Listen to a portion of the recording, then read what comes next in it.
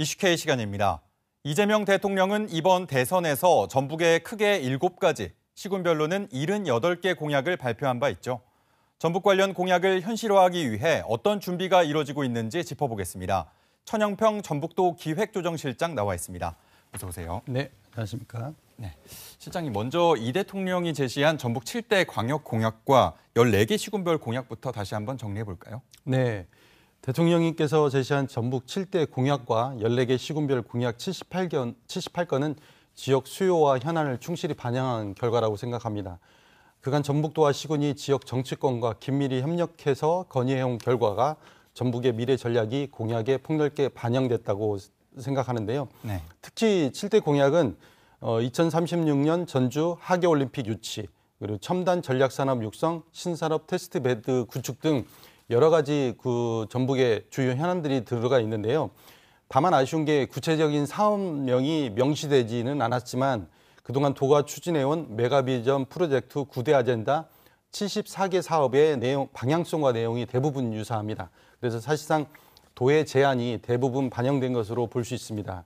그리고 또한 시군별 공약 78건도 각 시군의 특성과 수요를 반영해서 산업, 농업, 관광, 의료 등 다양한 생활 밀착형 사업들로 구성되어 있어서 지역의 변화가 상당히 기대되고 있습니다. 네, 말씀하신 그런 공약들 실제 이루어져야 하잖아요. 그러려면 네, 조금이라도 전북 공약의 우선순위를 앞당겨야 할 텐데요. 최근 관련해서 이행 전략과 국정과제 반영 방안 점검에도 나섰는데 주로 어떤 논의가 오갔습니까? 네, 지난번 진행된 회의에서는 전북 공약과 시군 공약 전반에 대해서 점검을 해봤습니다. 그리고 부처의 대응 전략과 국정과제 반영 방안을 논의를 했었는데요. 네. 특히 국정기획위원회가 어제 공식 출범했습니다. 그래서 우리도의 공약 중에는 올림픽 유치라든지 새만금 SOC 등 국가적 파급력이 큰 핵심 공약이 있는데요. 이런 거를 중심으로 해서 어떻게 과연 국정과제로 연결할지에 대해서 집중 논의했으며 실국별로 핵심 공약의 이행 전략도 논의했습니다. 네. 앞으로 저희 전북 자치도에서는 정치권 협력은 물론 여러 가지 방안을 통해서 도의 핵심 과제를 국정과제화할 수 있도록 적극 건의할 예정입니다. 특히 국정기획위원회하고 그리고 지역 국회의원 등 인적 네트워크를 10분 발휘해서 전북의 현안을 지속적으로 전달할 계획을 가지고 있습니다. 네, 반면에 이제 새로운 정부 때마다 항상 우선순위에 있던 현안들이 있지 않습니까? 새만금 사업이나 제3금융중심지 공공의대 유치를 대표적으로 꼽을 수 있을 텐데요.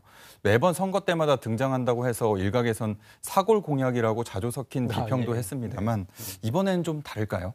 네, 지난 정부에서도 여러 가지 이렇게 오랜 기간 동안 전북이 이렇게 추진해온 과제들이 실질적 진전을 이루지 못한 것에 대해서는 상당히 아쉽다는 표현을 했습니다. 그러나 이러한 과제들이 단순한 해묵은 것이 아니라 지역에서 꾸준히 제기되어 온 수요와 정책적인 필요성이 여전히 해소되지 않았다는 것을 방증하는 결과이기 때문에요. 네. 우리도는 이 과제들이 좀 이제 지속적으로 반복되는 공약이 아니라 실질적으로 새 정부의 국정과제에 반영돼서 국가예산으로 반영될 수 있도록 진행할 예정으로 있는데요. 특히 한 예를 들자면 먼저 새만금의 경우에는 기존 SOC 사업들이 그 속도감 있는 마무리를 위해서 우리가 일괄 예타 면제 같은 규제 완화와 제도 개선들을 강력하게 건의할 예정으로 있고요. 네.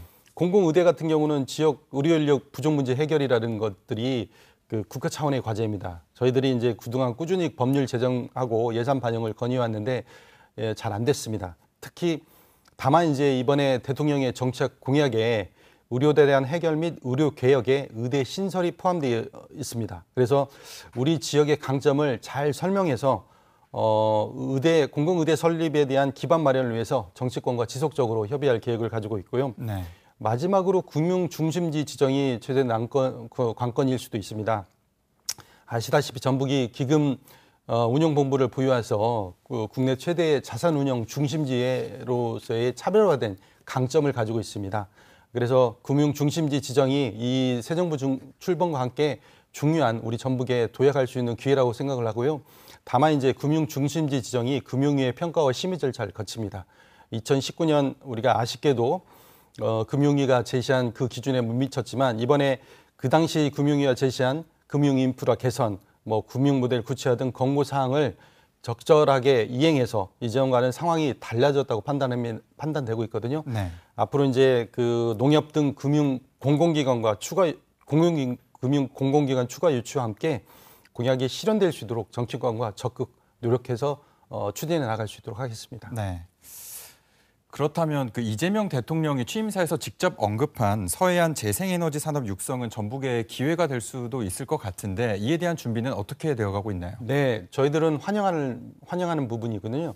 왜냐하면 이재명 대통령께서 방금 사회자께서 말씀하신 것처럼 취임사에서 재생에너지 중심 사회로 조속한 전환 이렇게 말씀하셨습니다. 이런 구상은 우리도 큰 기회이자 이미 준비된 미래라고 생각하는데요. 예를 들면 2023년 기준해서 전북의 신재생에너지 발전량이 9.3기가와트입니다. 이거는 전국의 17%를 차지해서 전국 1위를 기록하고 있고요.